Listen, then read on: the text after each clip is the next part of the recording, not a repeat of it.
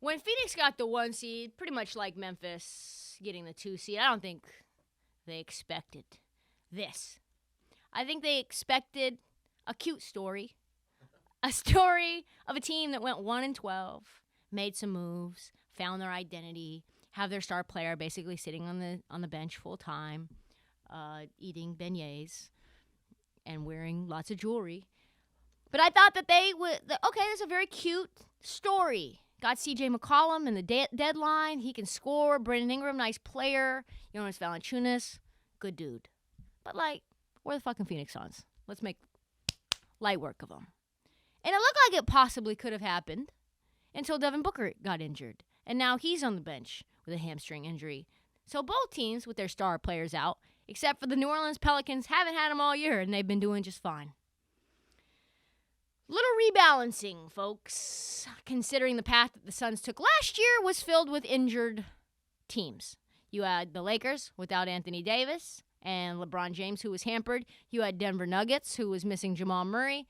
And you had the Clippers that was missing Kawhi. So now you're facing a team that is young and is just fearless, and they're athletic, and they're hitting buckets from everywhere, and they're doing Suns things. They're just getting in your face. You've got Jose Alvarado being the irritant that Chris Paul is. Jose Alvarado, undrafted guy out of Queens, came from Georgia Tech. He is averaging over a steal a game.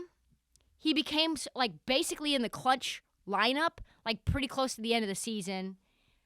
He forced Chris Paul. Here's, a testament to how good Jose Alvarado has been. Chris Paul, one of the best point guards, maybe the best point guard ever to play the game. Definitely one of the smartest high IQ players, especially in crunch time. Fourth quarter, Jose Alvarado came into the game and immediately with his physicality forced Chris Paul into an 8-second violation in the backcourt. That is Jose Alvarado, a kid that's undrafted from Queens. Also, Jose Alvarado in the game before Game 4, so Game 3, 8 consecutive buckets down the stretch in the fourth quarter. They ended up losing that game because Chris Paul was just certainly better, but you're talking about a rookie, an undrafted rookie making plays.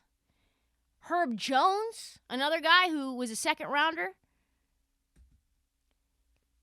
all SEC player of the year, SEC defensive player of the year, somehow, some way got 6 guys in his conference drafted before him, an absolute steal, which leads to our next segment coming up. Just tons of blocks. He blocked Mikal Bridges in a corner 3. And he wasn't even anywhere near him when Mikal Bridges went up. His length and athleticism is absurd. It is bananas. Herb Jones might be one of the most valuable role players in the league right now. And that's considering I love Mikal Bridges. He's also a very valuable role player. Anyone who can just, Chris Paul wanted no smoke from Herb Jones. He couldn't even pass the ball. Herb Jones' wingspan is literally like a bubble around. Chris Paul is too short for all that. Herb Jones is just making life a fucking pain. And these are guys who aren't even the ones. The ones, Brandon Ingram being unguardable. The ones, C.J. McCollum just being one of those tremendous playmakers. Jonas Valanciunas just bodying people down low. Getting to the left shoulder, yak. Getting to the left shoulder, floater. I think he had 24 rebounds one night. This team is going to be in a dogfight. This might go 7 as well. And there's a legit possibility. I know that we don't want to think about it because the Suns are such a good team and they're fun. But if they don't get Devin Booker soon, they could end up getting bounced out of the first round, which I believe would be probably the greatest upset in NBA history. An 8 beating a 1, but they're not an 8. Let's be real. They were 9-10. They were 9-10. They started 1-12. They were 3-16 to start the year. They were like a super senior. They're not even supposed to be here, and they're here. I tell you what, they need Book back ASAP Rocky. And because this scrappy, defensive-minded, really well coached by Willie Green is going absolutely nowhere, and they are not laying down.